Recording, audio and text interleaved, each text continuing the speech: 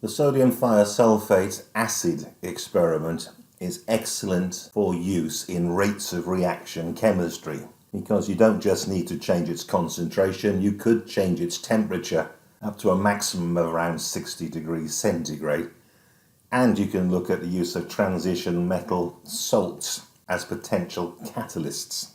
Sodium thiosulfate is a nice cheap material. We're using about 0.4 molar solutions here, and are simply reacting a volume of the sodium thiosulfate with hydrochloric acid, 2 molar hydrochloric acid.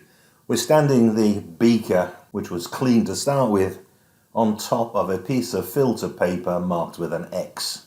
It would be possible, of course, to laminate some X's so that you don't have to keep destroying the filter paper with wet beakers. That would limit an error. After you've put the hydrochloric acid into the sodium thiosulfate, a disproportionation reaction occurs which liberates elemental sulfur.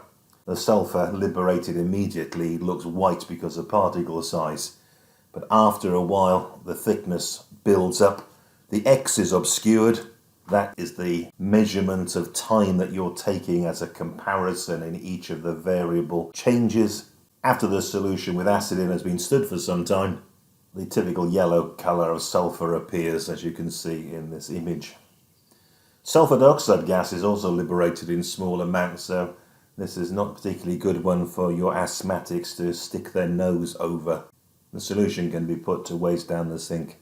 You may need to tell your technical staff that it's best to add a few drops of sodium hydroxide solution when making up the stock solution, as some distilled water samples can be acidic and cause the reaction to occur in the stock bottles on standing.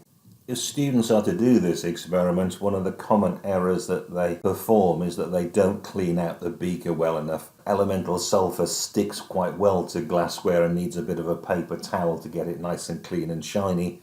Otherwise you're already starting to obscure the X marked on the filter paper.